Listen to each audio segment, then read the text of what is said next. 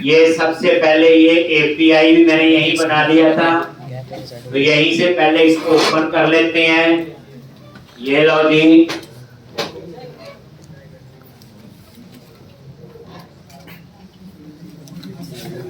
कुछ कुछ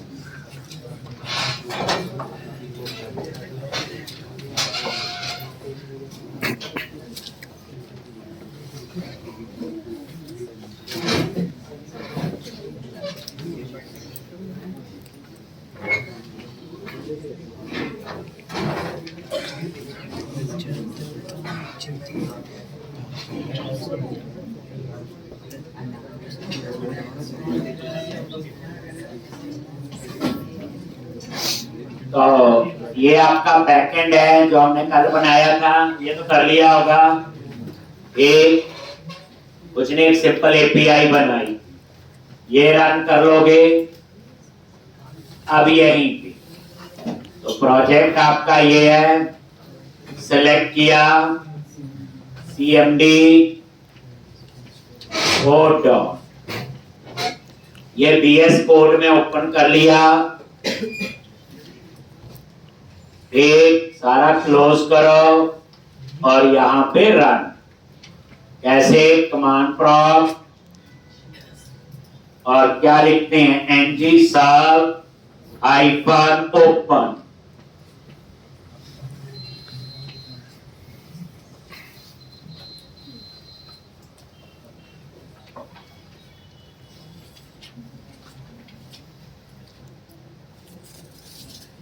एम्प्लॉई, तो ये आपने बना लिया। हम एपीआई को कॉल करने का लॉजिक लिख रहे थे, क्या करना है बोलो।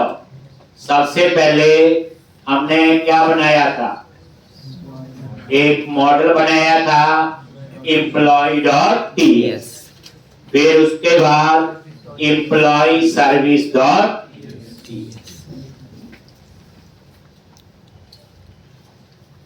एक employee service.ts,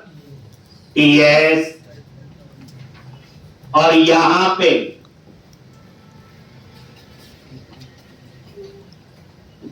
ले रहा है employee service.ts। तो अब हमने सर्विस बनानी शुरू करनी थी, तो यहां पे आ जाओ और कंस्ट्रक्टर में वेरिएबल डिक्लेयर करना है प्राइवेट, और उसका नाम दे दिया http क्लाइंट। और किस टाइप का होगा, तो http क्लाइंट। ये लो, ये जो http क्लाइंट है, ये देखो ये ऊपर ऐड हो गया, हुआ ना ऊपर ऐड, इंपोर्ट हो गया। और ये किस पैकेज में है, जो CLI इंस्टॉल होता है उसके साथ ये सारे पैकेज इंस्टॉल होते हैं। वेरिएबल कैसे डिक्लेयर किया देख लो, प्राइवेट यही यूज होगा, ये वेरिएबल का नाम है http क्लाइंट, और ये क्लास। तो अब ये http क्लाइंट को आप ऐसे कंसीडर करो जैसे ASP.NET कोर में एपीआई को कॉल करने के लिए क्या यूज करते थे, I http client factory, I http client factory. तो ये आपका यूज होता है, उसकी जगह यहां पे क्या आएगा, http क्लाइंट। हो गया जी।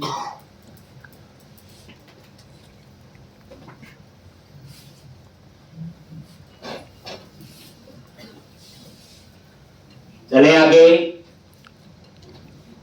अब यहां पे आपने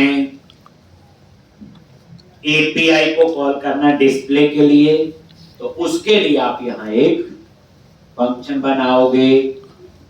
मैंने इसका नाम दे दिया गेट एम्प्लॉइज, कुछ भी नाम रख लो, गेट ऑल एम्प्लॉइज, और यहां पे इसकी रिटर्न ऑब्जर्वेबल, और क्या रिटर्न टाइप होगी, एरे। एक और नई चीज सीख लो, एनी।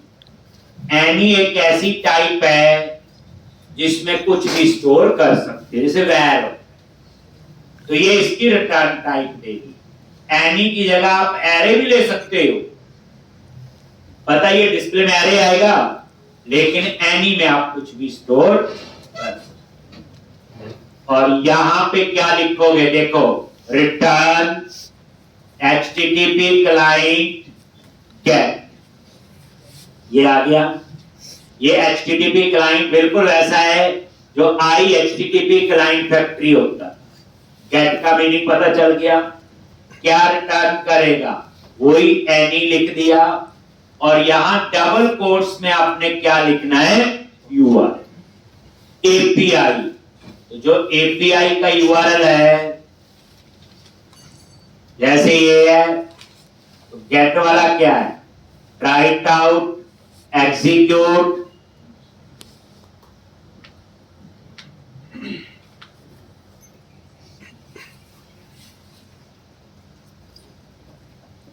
ये है। और ये जो URL है यहां पे लिख दो, बस हो गया। एक ये आपकी एक API कॉल हो, तो गेट ऑल, और इसी तरह से सेव एम्प्लॉय, कुछ भी नाम रख सकते हो।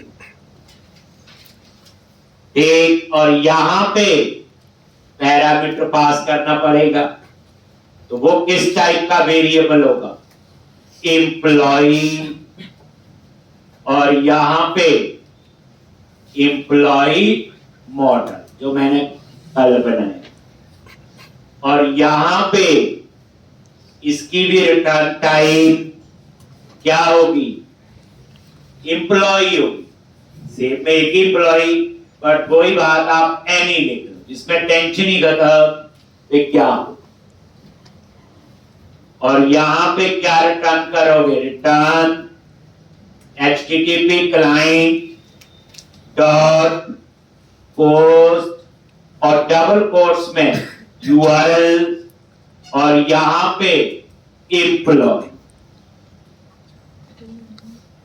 ये है पोस्ट हो गया। पोस्ट में वैसे यहां पे एनी ना, बस ये सेव तरीका देख लो।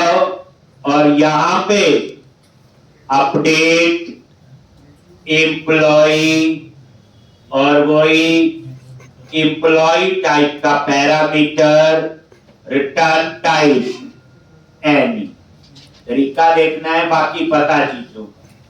Syntax, return HTTP client dot क्या आएगा, पोर्ट एनी, और डबल कोट्स में ये URL,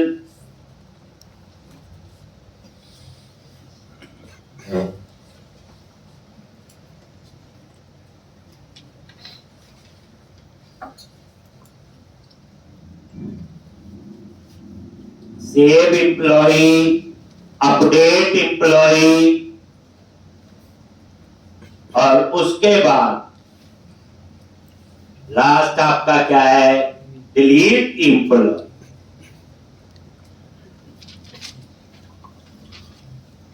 डिलीट एम्प्लॉय, तो रूल क्या बन गया आपका, यहां ID पास करोगे, लो ये नंबर उसकी क्या दे दी, डाटा टाइप, क्योंकि ID पास करेंगे। यहां क्या लिखते हो, return HTTP client dot delete,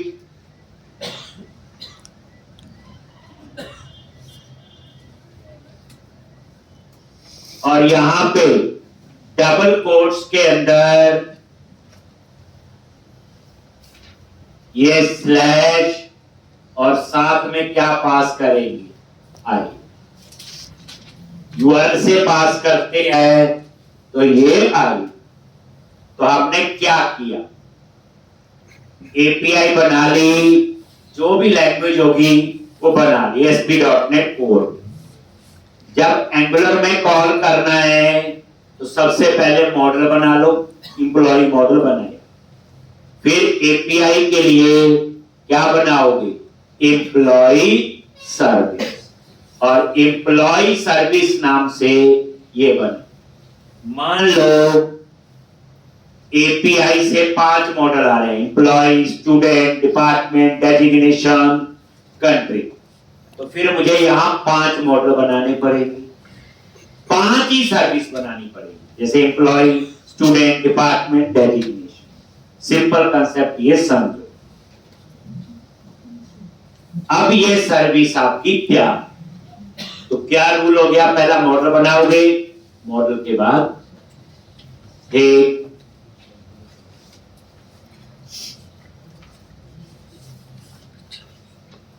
SIM चल रहा है वो यार पासवर्ड चाहिए पॉजिटिव है मुश्किल ऑप्शन है वाली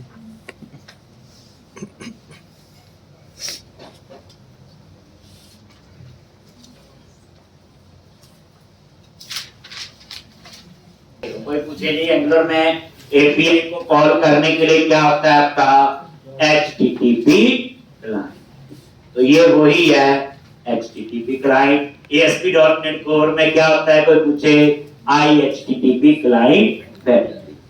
चले आगे, ऐसे आपने ये बना।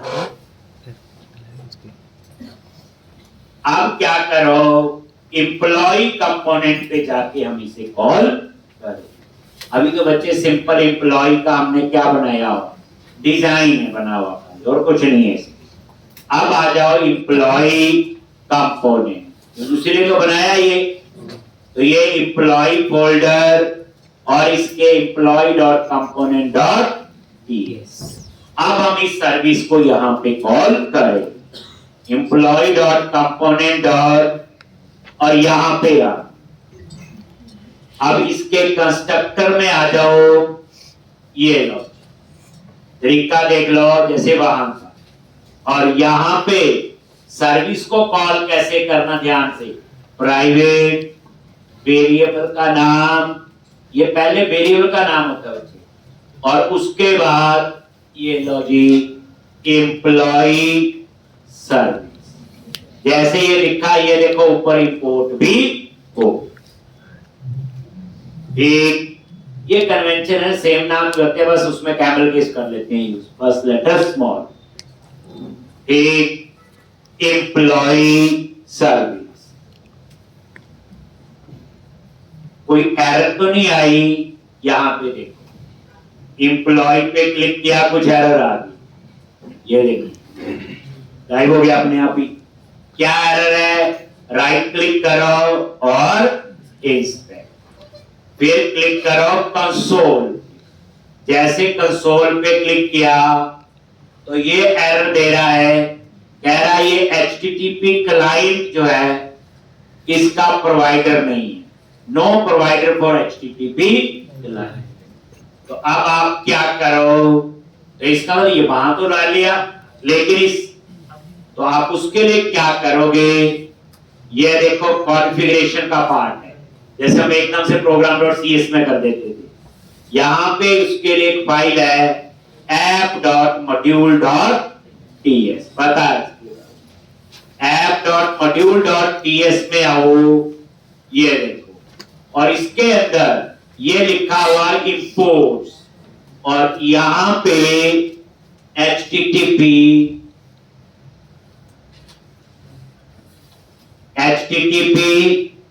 क्लाइंट मॉड्यूल,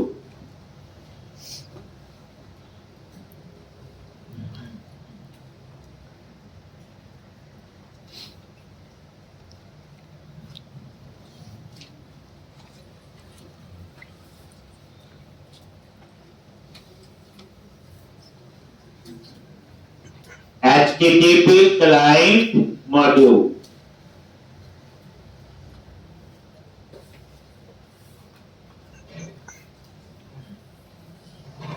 कड़ी चीज हुई है,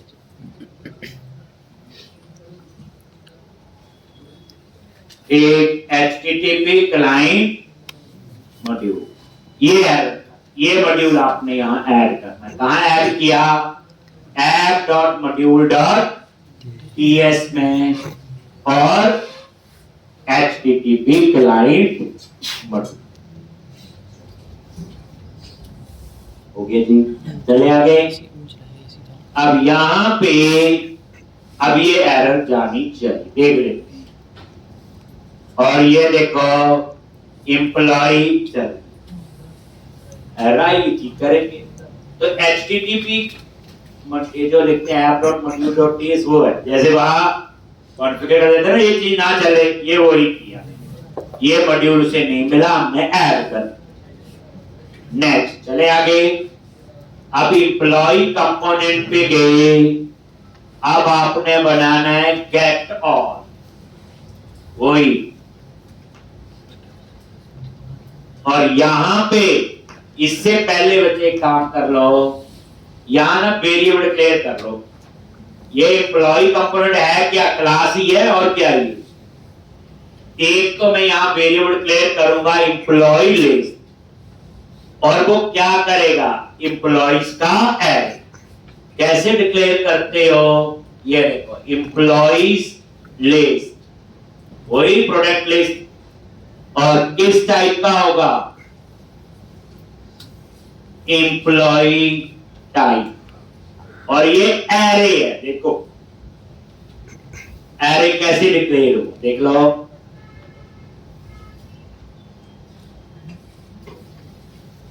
एम्प्लॉइज लिस्ट,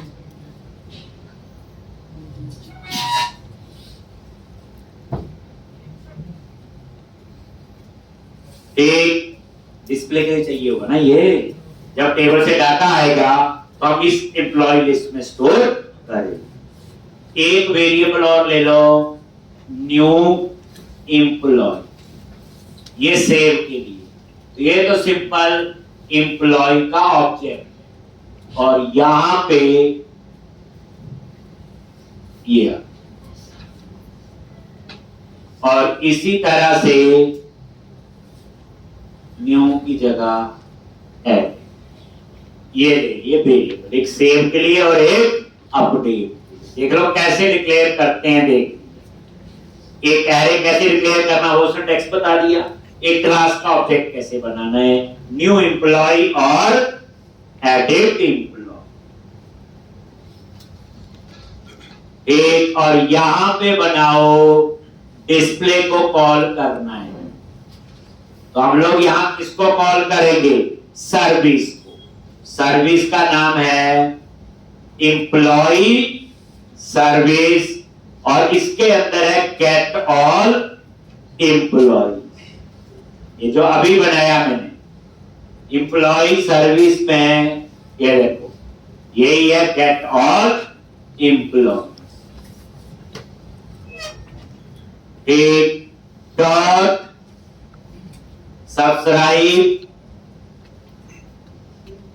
एक, और इसके अंदर ये देखो, तो कंपोनेंट में किसको कॉल कर रहे? सर्विस को। सर्विस में किसको कॉल कर रहे? एपीआई को। अब ये जो सब्सक्राइब है, इसके दो पार्ट होते हैं। जो बच्चे एंगुलर का कोड लिख रहे हो ना, इसका कोई लेना देना नहीं, जिस मर्जी लैंग्वेज में एपीआई बने, तभी मैंने आपको वो दिए। बना रहे हो, हाँ, दिखाना है मंडे तक। वो भी दो लैंग्वेज में एपीआई बनानी है, किसमें?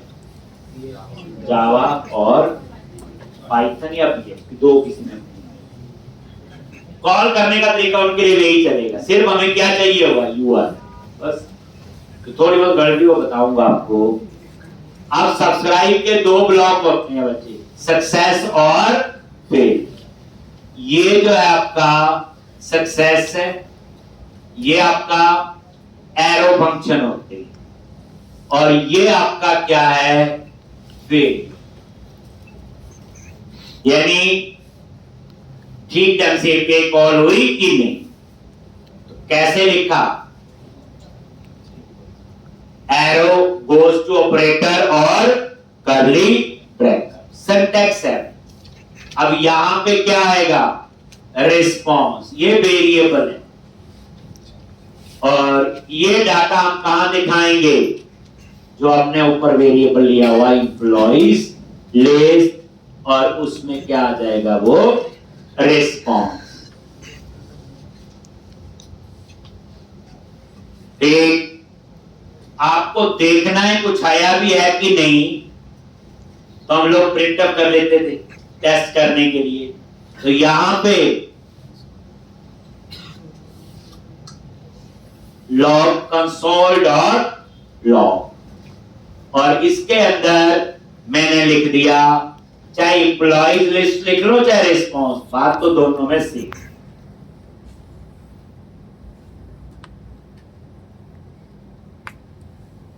और यहां पे अगर ये फेलियर है तो यहां पे क्या होगा, बोलो, एरर।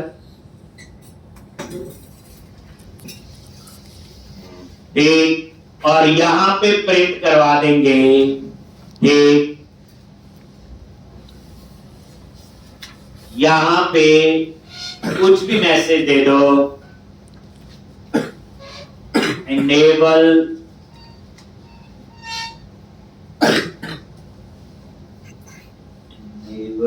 to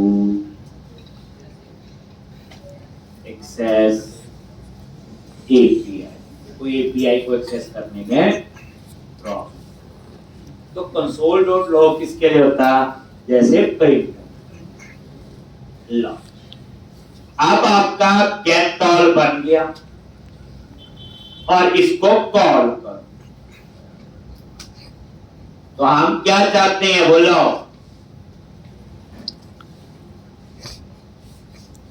ये जो गेट ऑल है अपने आप कॉल हो जब वो इस कंपोनेंट पे आए।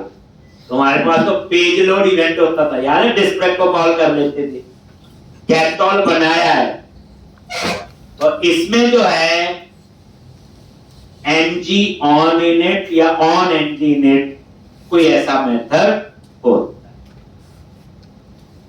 देखो, जो अपने आप कॉल होगा इनिशियलाइज टाइप पे, ये कंपोनेंट ही है ना बच्चे, एम्प्लॉई कंपोनेंट। जैसे आप चाहते हैं ना गेट ऑल अपने आप कॉल हो जब पेज लोड हो, तो पेज लोड में लिख देते थे। ठीक, तो यहां पे ng on init कुछ ऐसा नाम है, देख लेंगे। नहीं तो ये अपने आप कॉल होगा और किसको कॉल करेगा, गेट ऑल, जो मैंने अभी ऊपर बनाया।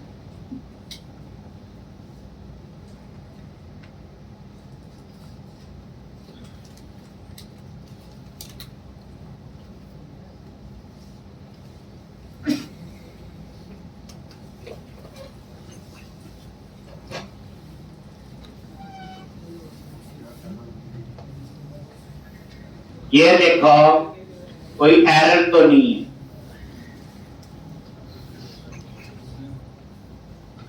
नहीं। राइट क्लिक करके देखते हैं, इंस्पेक्ट और console, unable to access API. Error नहीं है ना, ये तो हमने मैसेज दिया ना, तो उसका अपना एरर होता तो आता। और ये एरर किस वजह से आ रहा है, यहां पे इन्होंने कोर्स बोला हुआ। क्या होते हैं, क्रॉस प्लेटफॉर्म के लिए। अब प्रॉब्लम क्या, हमने पहले क्या पढ़ा, ASP.NET कोर में एपीआई बनाई, ASP.NEट कोर में यूज, तो प्लेटफॉर्म सेम था।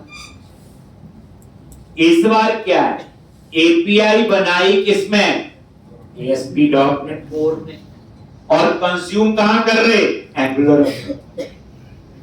अब एंगुलर एक अलग प्लेटफॉर्म है और वो अलग है, तो वहां तो ये चल गया था।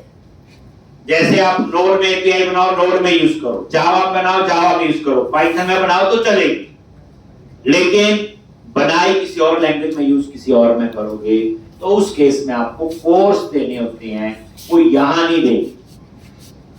वो कहां देने होते हैं आपको, बोलो, एपीआई। तो ये एपीआई वाले प्रोजेक्ट पे गए, बंद हो गया, ओपन करने नहीं आ रहा है। सर वो दूसरे बंदे आ यहाँ पे मुझे क्या देने हैं, प्रॉब्लम समझा के, ठीक, प्लेटफॉर्म अलग हो, सेम हो तो बताने की जरूरत, ये कोर्स कैसे हमने कोर्स देने हैं,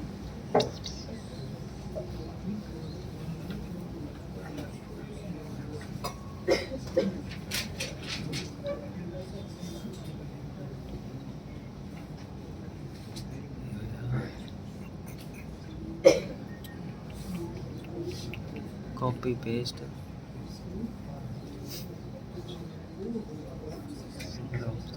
ओ सर जी नहीं थोड़ा ही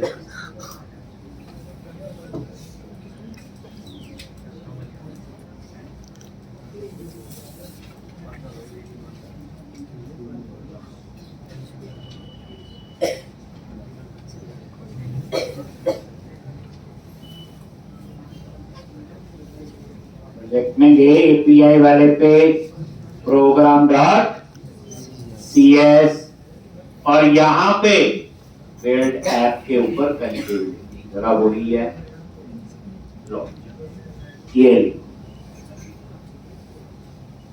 इसके ऊपर एक, तो हमें कोर्स देने होते हैं क्रॉस प्लेटफॉर्म के लिए, जैसे एक पॉलिसी बनाई, builder.subsidy.add कोर्स क्रॉस प्लेटफॉर्म, अलग अलग प्लेटफॉर्म, और पॉलिसी का नाम दे दिया माई पॉलिसी, कुछ और भी रख सकते हैं, कोई ऐसा नहीं है। और ये देखो बिल्डर के अंदर ये बता दिया कहां पे, विद ओरिजिन, ये देखो जो मेरा यूआरएल है एंगुलर का, उसमें यही पोर्ट नंबर है 4200, ये वो यूआरएल आपने देना है एंगुलर। अगर रेक का होगा तो रेक का देना है, किसी और लैंग्वेज का होगा तो वो यूआरएल आपने यहां देना है जहां पे यूज करो। दूसरी, allow any origin any other any method, इसमें से आप एक चीज समझ सकते हो, एनी मेथड, इसका मतलब क्या है, HTTP गेट भी काम करेगा, मेथड है ना वो, HTTP पुट भी, पोस्ट भी, डिलीट भी। अगर आप कहते हैं नहीं ये बंदा सिर्फ HTTP गेट वाली ही कॉल करे, तो हम इसके अंदर HTTP गेट लिख देंगे, उससे क्या होगा, फिर API में HTTP गेट ही काम करेगा, HTTP पोस्ट पुट डिलीट काम नहीं करेगा। तो यहां क्या लिखा हुआ, अलाउ एनी मेथड। अगर ये यही API एंगुलर में रेक दोनों में, तो हम यहां पे मल्टीपल यूआरएल दे सकते हैं, उसका पोर्ट नंबर 3000 अलग होता है, ऐसे कोई और, मतलब आप बोलो ना एक API बनाई, एक आप 10 बंदों को दे रहे हो, तो उसके हिसाब से उसके 10 पोर्ट यहां पे ऐड करने होंगे, बस ये याद रखना, नहीं तो ऐसे तो कोई नहीं एक्सेस कर। एक तो ये कोर्स बनाना होता है, कहने का तो मेरा ये लिखना होता है, सिर्फ आपके हाथ में यही चेंज करने का प्रोविजन है, मल्टीपल यूआरएल दे सकते हो।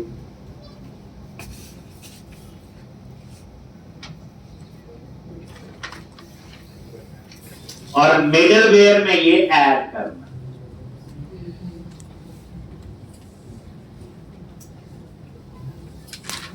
नीचे भी ऐड करना है,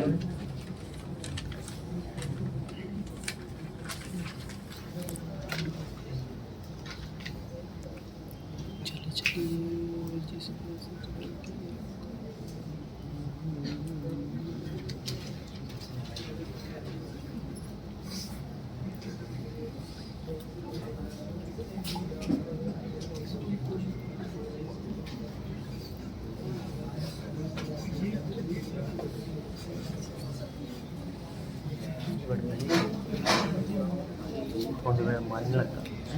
मारने लगा कोर्स टीचर मिडलवेयर में आपने ऐड कर देना। कहां लिखना है, रीडायरेक्शन के बाद, बस मिडलवेयर में यूज HTTPS रीडायरेक्शन, उसके बाद आपने वो app.use course my policy।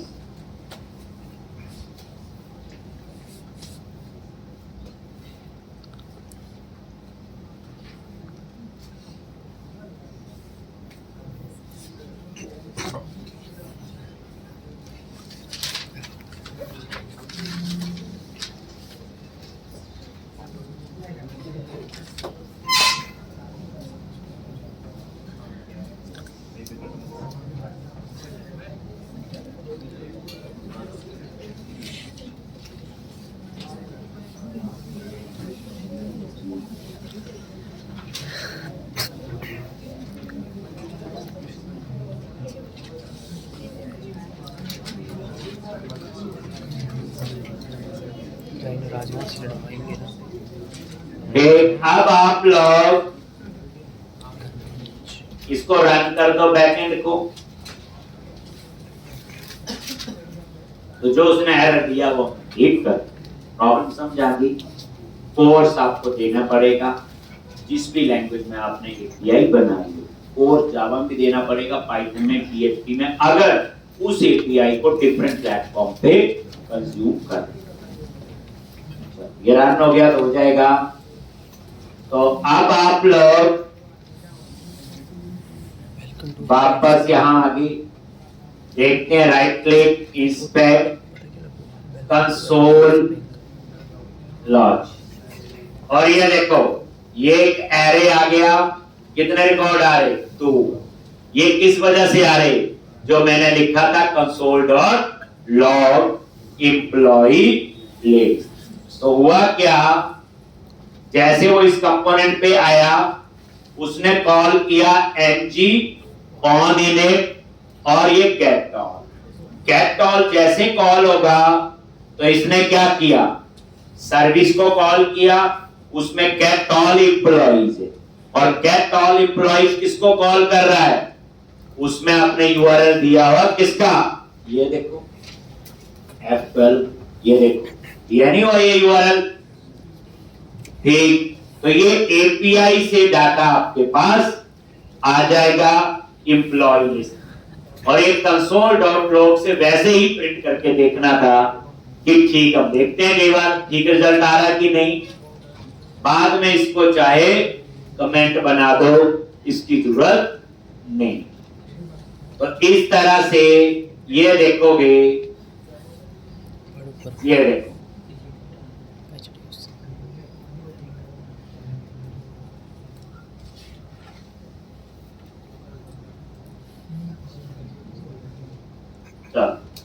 अब हम लोग आगे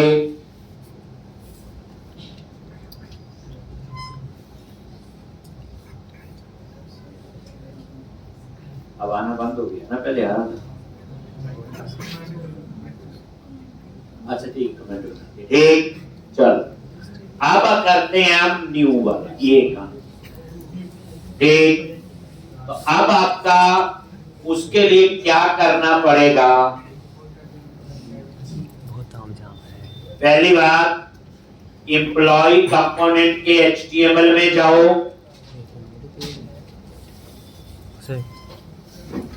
ठीक, और यहां पे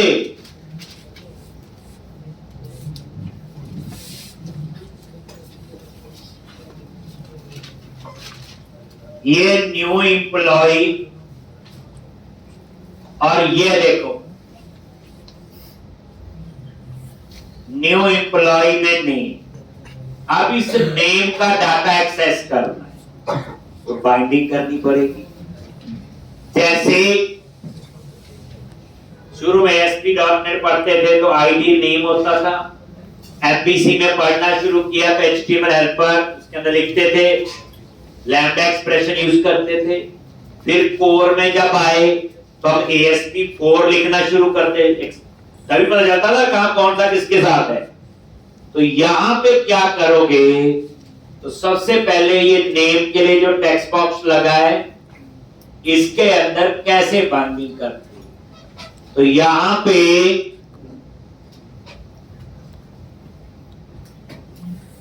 ये टू वे बाइंडिंग है, राउंड ब्रैकेट और स्क्वायर ब्रैकेट। ये टू वे बाइंडिंग होता है, डाटा जाएगा भी और आएगा। तो इसमें डाटा डिस्प्ले भी होता है, डाटा सेव भी होता है।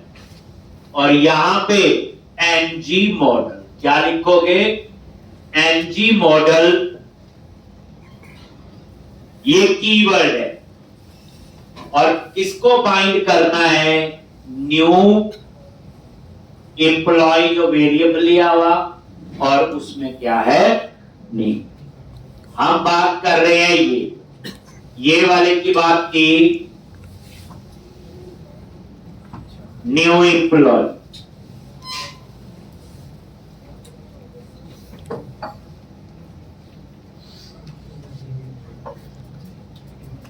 फिर है न्यू एम्प्लॉय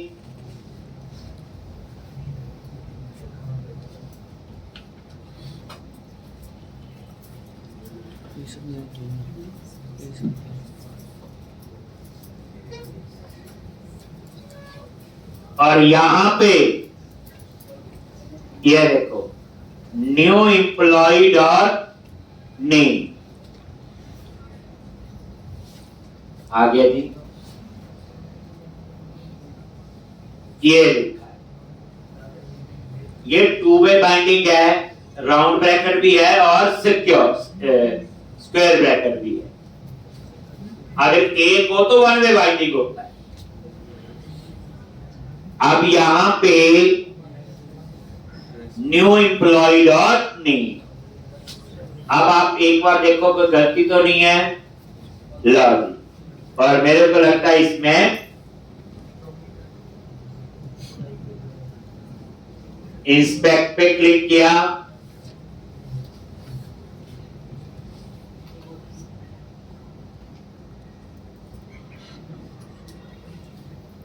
नहीं, एक इसी तरह से यही चीज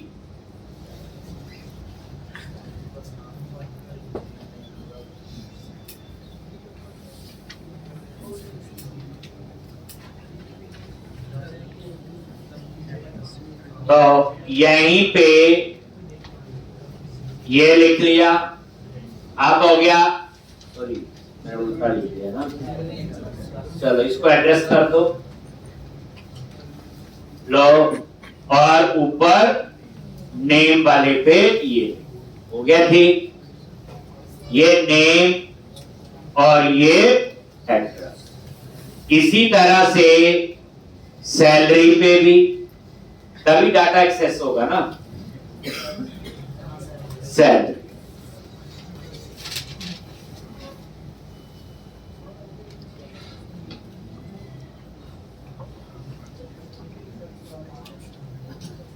बाइंडिंग देख लो, जैसे SP4 था इसमें ऐसी एक,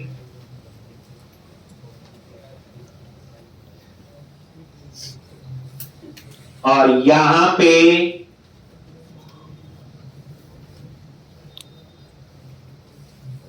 ठीक है, अभी तक कोई इसमें ऐसा लिख लिया। तो एनजी मॉडल आपने याद रखना है, ऐसे एंग्लो रिएक्ट में रखो। तरीका देखो ना, टेक्स्ट को लगाने से पहले भी आते थे, डाटा एक्सेस करना है तो हम लोग ASP.NET Core में SP4 लिखते थे, उससे पहले लैम्डा एक्सप्रेशन थी, कहीं आईडी कहीं कुछ। और अब आप क्या करो, सेव वाले बटन पे आ जाओ और यहां पे क्लिक कैसे लिखते हैं देखो। अब ये जो है वन वे बाइंडिंग, मेरे तो ऊपर में ना उल्टा लिख दिया, ये जो है ना पहले राउंड ब्रैकेट, चलो एरर आएगी तो क्यों हमने सोचना है ना, सिंटैक्स एरर। ये क्लिक ऐसे लिखा जाएगा, क्लिक इसमें, ये वन वे, क्योंकि इसमें एक ही काम होगा, क्लिक करना है ठीक। और यहां पे सेव क्लिक, ये सेव क्लिक में जावा उसमें कंपोनेंट में बनाओ।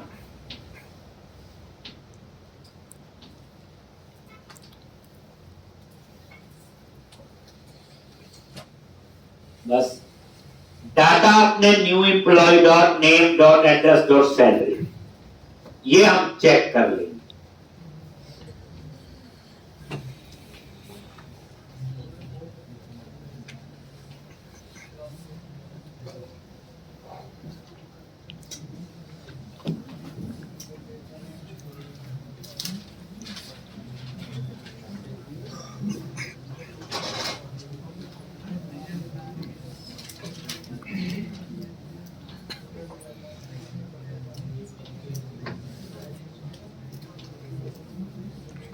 हो गया जी इतना।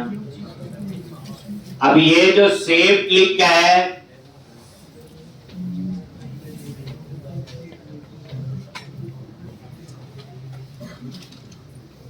और यहां पे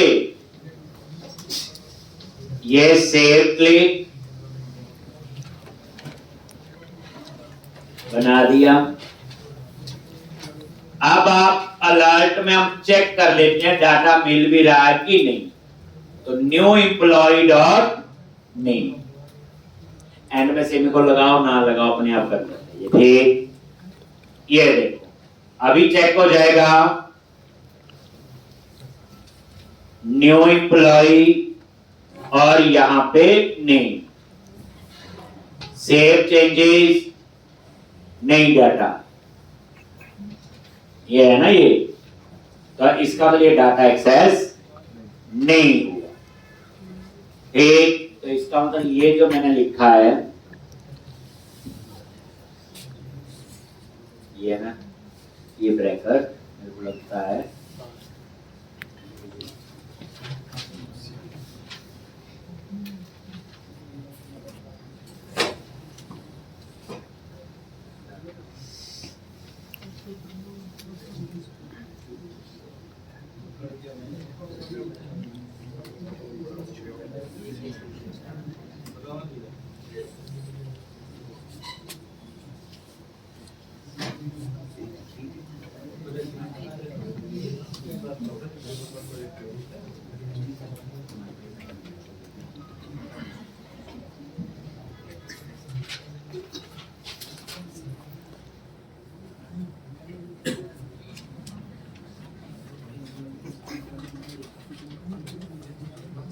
एक। अब आप देखो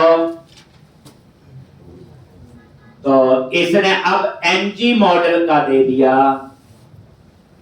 ठीक, तो इसके लिए क्या करना है, app.module.ts में जाओ और जहां पे एक मॉड्यूल ऐड किया था वहां पे एक और ऐड करना आपको, फॉर्म्स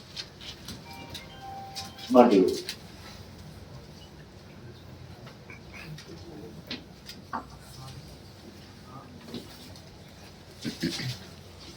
तो क्या किया आपने, फॉर्म्स मॉड्यूल। फिर इसके अंदर होगा ना वो एनजी मॉडल, इसलिए मॉड्यूल ऐड किया। जो एनजी मॉडल लिखा है वो इसमें होगा फॉर्म्स मॉड्यूल, इसलिए मैंने ये मॉड्यूल यहाँ पे कहाँ ऐड किया, app.model. जैसे program.cs। और अब आप ये देखो, ये एरर रिफ्रेश किया, यहां पे आ गई।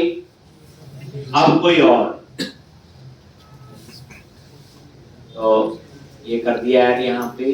अब हम देखते हैं क्या एरर दे रहा है। इंस्पेक्ट कंसोल,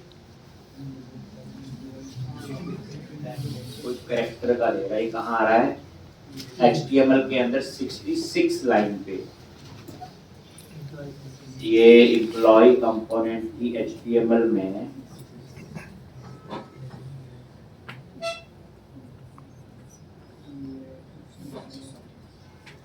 यही है ना, तो इनवैलिड कैरेक्टर कह रहा है।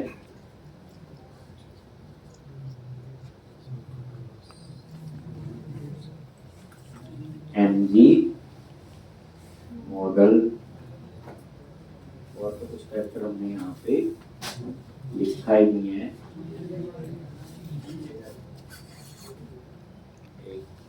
लिख दिया, हो गया भी ना, ऐसे लो जी, यहाँ पे नेम लिखो, ठीक। तो ये था आपका। अब डाटा आपका कहां पहुंचना शुरू हो गया, ठीक, कुछ नहीं करना, यहां पे आ। अब यहां पे सेव का क्या करोगे, सीधा employee service dot save employee, और ये न्यू एम्प्लॉय आपने पास कर दिया, क्योंकि नेम एड्रेस और सैलरी इसी में तो है, और मैंने इसी में तो बाइंड किए हैं सारे। देखो, new employ, name address salary, और डॉट सब्सक्राइब, वो तरीका वही होगा, ठीक। सेव एम्प्लॉय, और ये इसका क्या है, सक्सेस, और ये क्या इसका फेल। और यहां पे रिस्पांस, इस वक्त इसमें कोई डाटा नहीं। सेव होने के बाद क्या हो, मैंने कॉल कर लिया गेट ऑल। गेट ऑल क्या करेगा, डिस्प्ले का कोड चला। बाद में हम लोग एक बना देंगे क्लियर रैक, ताकि वो टेक्स्ट बॉक्स को खाली करेगा। अभी कमेंट बना के छोड़, जैसे सेव होने के बाद, उसके बाद यहां पे आएगी एरर, अगर कोई एरर है, और यहां पे फिर जैसे वहां लिखा था लॉग टेक अनेबल टू और एपीआई, कुछ भी ऐसा रीजन आप दे सकते हो, ठीक।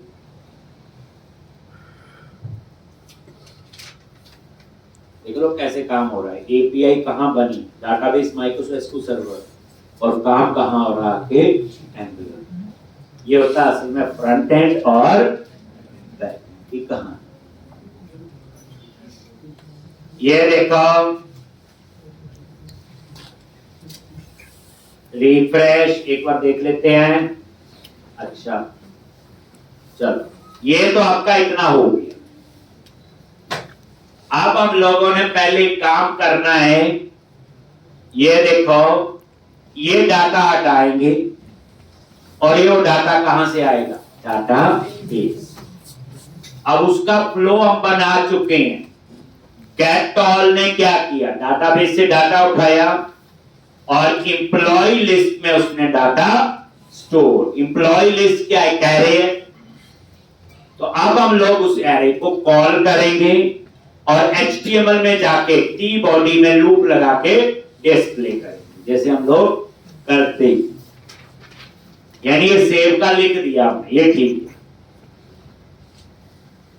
लिख लिया। ये मतलब ये है कहने का बच्चे, ये गेट ऑल कॉल हो रहा है, एम्प्लॉय लिस्ट में डाटा आ गया। अब क्या करो, HTML में जाओ, और जहां डिस्प्ले का टी बॉडी लिखा हुआ, ये लिखा हुआ ना टी बॉडी, टी हेड, और ये टी बॉडी,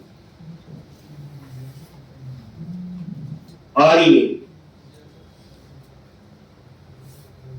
ये आपने हटा, और इसमें देखो अब ये खाली होगी, नहीं आ रहा डेटा।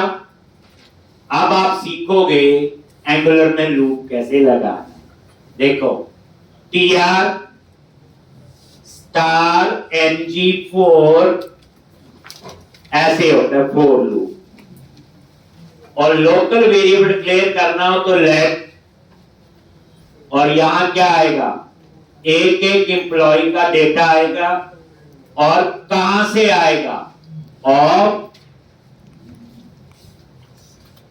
एम्प्लॉय लिस्ट, मतलब इस वेरिएबल एम्प्लॉय लिस्ट, और ये आपका लूप देख लो। बस उसके बाद डेटा डिस्प्ले करना है, तो यहां बाइंडिंग के लिए डबल कर्ली ब्रैकेट लगती, और एम्प्लॉय में एक एक एम्प्लॉय का और ये नेम, एड्रेस और क्या था, सैलरी। तो ये नेम, एड्रेस और सैलरी, उसके बाद क्या करोगे, एडिट और डिलीट। ये देखो एक बार कहानी पहले नजर मारो। एम्प्लॉय पे क्लिक किया, देखो आगे डेटा, लेकिन इस बार ये डेटा कहां से आ रहा है, डाटाबेस से, एपीआई के। लूप कैसे लगाते हैं और उसके अंदर की कहानी तो पता ही है। क्लास btn हाइपन इन्फो और डेटा टारगेट क्या आएगा, हैश एडिट मॉडल जो कल बनाया था, और डेटा मॉडल दे दिया। क्या दे दिया, मॉडल। आगे और यहां पे आई क्लास FAFA हाइपन एडिट। इसी तरह से एक और button, class BTN hyphen trash, यही है। और यहां पे ट्रैश BTN हाइपन चेंज, और यहां पे आई क्लास FAFA हाइपन ट्रैश। लो कितना आसान हो गया। ये देखो वो बटन भी, बीच में थोड़ा गैप देना है तो एक मार्कर छोड़ दो, एक काफी हो गया। कल तक बच्चे ये प्रैक्टिस करते आना। कल टारगेट है कि हम